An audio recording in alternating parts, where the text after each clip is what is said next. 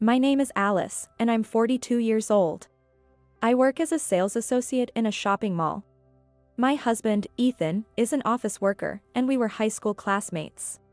After graduating high school, we both moved to a big city for further studies, but eventually, we both ended up returning to our hometown due to various reasons. It was during that time that we reconnected and started dating, which led to our marriage. Now, we live in the town where Ethan was born and raised, and his parents' house is nearby.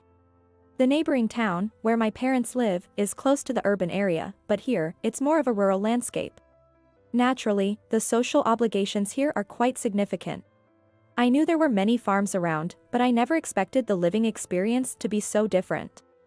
The neighborhood relationships are very deep, and even minor things become well known throughout the town by the next day.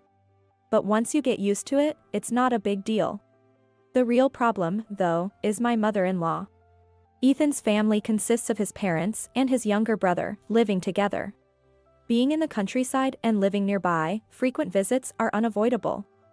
I go to my in-laws' house every week, but it's nothing short of agony. Thinking back, my mother-in-law's attitude has been unbelievable from the start. When we went to their house to tell them about our marriage, Ethan's father and brother welcomed us, but my mother-in-law hardly greeted me and avoided eye contact. To her, I might as well be invisible, not even considered part of the family. This has been consistent since the day we first met. "Can I help with anything?" I asked, shortly after being shown to the room, as lunch preparations began, but I was completely ignored. The dining table was set with large platters of fried chicken and casseroles.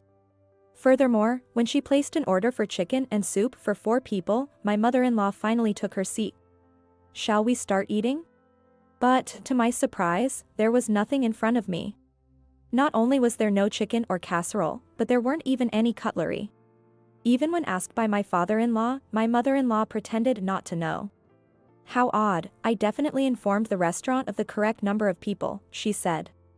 After being sternly reprimanded by my father-in-law, she reluctantly brought me forks and a small plate. Although my father-in-law offered me some of his portion, I declined, saying I wasn't very hungry. Even though everyone started eating lunch, I barely touched the food. Or rather, I couldn't. My father-in-law didn't say anything more. Ethan and his family continued to eat and drink as if nothing was out of the ordinary. I remember being speechless at the bizarre scene. Naturally, this led to a big argument between Ethan and me afterward. On the way home, Ethan drove me to my parents' house, but I was so disappointed that I could hardly say what I wanted to. It was shocking and frustrating to be treated so poorly by my mother-in-law from the very first meeting, even before our marriage. But what was even more disappointing was Ethan's failure to stand up for me. I started to doubt whether he was suitable as a marriage partner. Why hadn't I realized this before deciding to marry him? Maybe it's not too late to turn back. Sensing something was wrong, Ethan finally apologized. "I'm sorry, Alice. My mom is a tough person. If you defy her, she gets angry, and there's nothing you can do. But she doesn't mean any harm," he said. It seemed he was asking me to try and get along somehow. I asked him to stop the car and struggled to find the words. "Is this how your family treats first-time guests? If it's only towards me, I don't think I can get along with someone who dislikes me this much." Did Ethan really not notice his mother's harassment? She didn't even bother to serve me food, cutlery, or tea. Even his father noticed and pointed it out. I couldn't believe his obliviousness. If Ethan noticed it and did nothing, it shows a complete lack of consideration, which is appalling. I don't think marriage is going to work out. Alice, please reconsider. I'll be more attentive from now on, he pleaded. He apologized repeatedly, but I decided to put off responding and refrained from contacting him for a while. After that, Ethan called me several times, but I ignored them, and then a flood of texts started coming in. The content was along these lines. He admitted his fault and promised to be more considerate in the future. He would always be present when meeting my mother-in-law to protect me. Together with his father, they would try to gradually change his mother's attitude. He mentioned making arrangements so I wouldn't have to visit his parents' house too often, considering I also work. The emails were filled with sweet words like, "I love you and you're the only one for me." I'll give you some time to calm down and think, so please leave me alone for a while, I replied. Then stopped reading Ethan's emails for a few days. Then, I took the time to think things through. Ethan loves food and can't resist delicious things. Since the meal was served individually, maybe he was just focused on his own plate. Perhaps he was too eager to eat and didn't notice what was happening around him. He's not the type to notice the finer details, so maybe he didn't realize the severity of the situation. Ethan acknowledged his faults and apologized, promising to try harder in the future. The mother-in-law is a bundle of ill intentions, but it seems Ethan meant no harm. Maybe I should forgive him just this once. Looking back, I might have been worried about when I would get another chance to marry if I missed this opportunity. In the countryside, meeting new people is indeed rare. Since most of my friends were already married, I couldn't expect any introductions, and there were no new encounters. I think not only Ethan but also I was subconsciously fixated on getting married. At that time, I still had feelings for Ethan. And so, I missed my last chance to turn back, plunging into an unhappy marriage. Married life unfolded just as I had anticipated. It's laughable how ridiculous it was. My mother-in-law's sarcasm started even before we moved into our new home. Complaining about being informed late about the moving date, or that our greetings to the neighbors were delayed. While she completely ignored my existence, she increasingly made sarcastic remarks towards me. Her favorite phrase was, "You really are a useless daughter-in-law." As these words were directed at me, no one else reacted, and she continued to badmouth me. Ethan was utterly useless and said nothing to his mother. It's truly bizarre. You guys are out of your minds. At first, I was confused. She got angry for not preparing gifts for the housewarming, even though she hadn't told me it was necessary in this region. I hastily prepared them, but of course, she found fault with it. When my sister-in-law's family from the neighboring county visited, we all went out to eat, but she still harassed me. How many people are in your party? 7. Let's see, 1 child and 7 adults, correct? I couldn't believe she would do this in public. It was so embarrassing in front of the restaurant staff. From then on, she always excluded me from the count when we ate out, so I started correcting her myself. I stopped being silent when she excluded me from the guest list, even at dinners we hosted. How many in your party? 4. No, it's 5. All 3 men stayed silent. I felt completely isolated. Yet, when Ethan's younger brother decided to get married around our 3rd year of marriage, things remained the same. As a sales associate, I rarely have weekdays off. Unable to provide transportation for my in-laws' hospital visits, I was constantly berated for being useless. So, I used work as an excuse to avoid contact with my mother-in-law as much as possible. I would see her about once a week, usually for a short time. One weekend, after finishing work and returning home, Ethan said we should go to his parents' house. It's because his mother had something to discuss. Even though Ethan had informed them we were coming, my mother-in-law was in a bad mood when we arrived. We're about to have dinner. It's so inconsiderate of you to be late, what with work or whatever.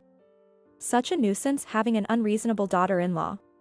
We'll leave right after hearing what you have to say. Okay, then, what's for dinner? Roasted pork.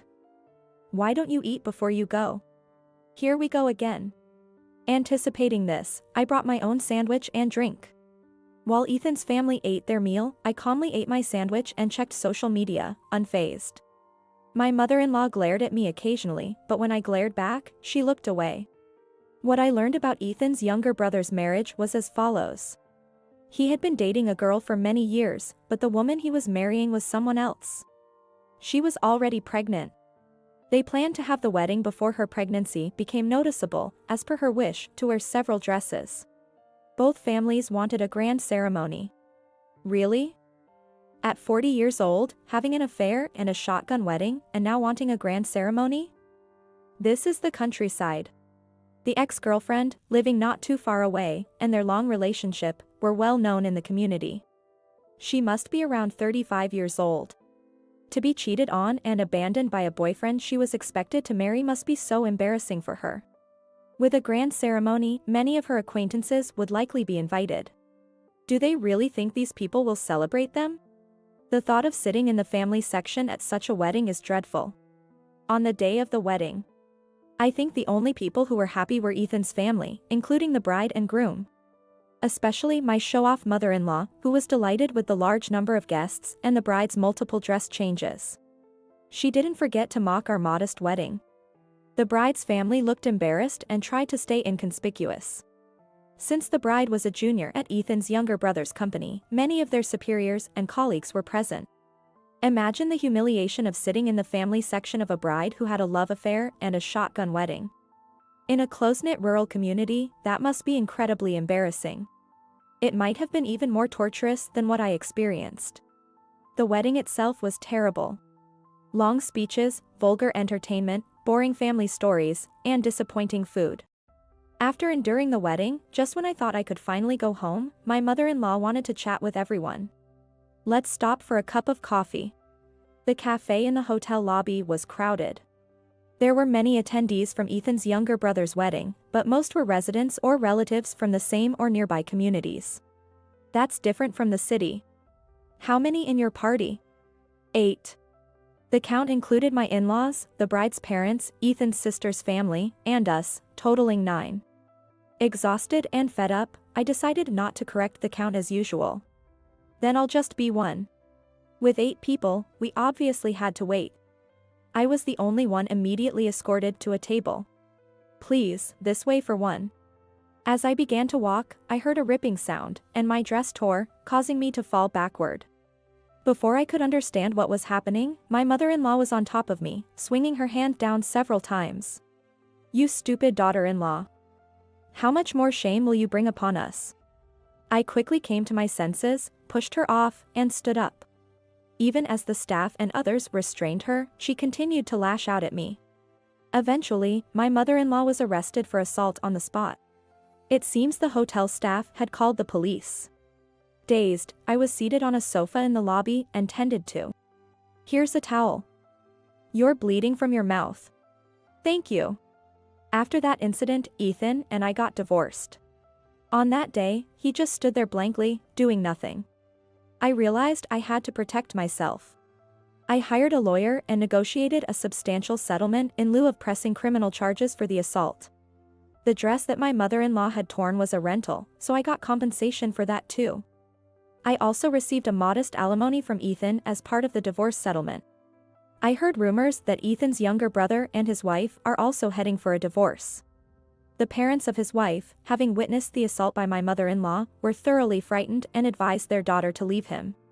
In the countryside, getting a divorce right after marriage is a huge scandal.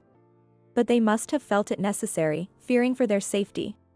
Ethan's younger brother and his wife are still discussing the terms of their divorce without ever having lived together. Rumor has it that she already has a new partner, apparently her ex-boyfriend. The baby born during their separation is said to resemble this ex-boyfriend. But this is all just gossip, so who knows for sure. As for my mother-in-law, she's become a recluse, avoiding public scrutiny. Although my mother-in-law did not have a criminal record, she was naturally treated as an ex-convict and a criminal in the countryside. With both her sons going through messy divorces, her family has become the laughingstock of the village, and their relatives are furious. I've rented a place near my parents' home and have moved back, continuing to work at the same store as before. I'm living peacefully and happily, supporting my elderly parents.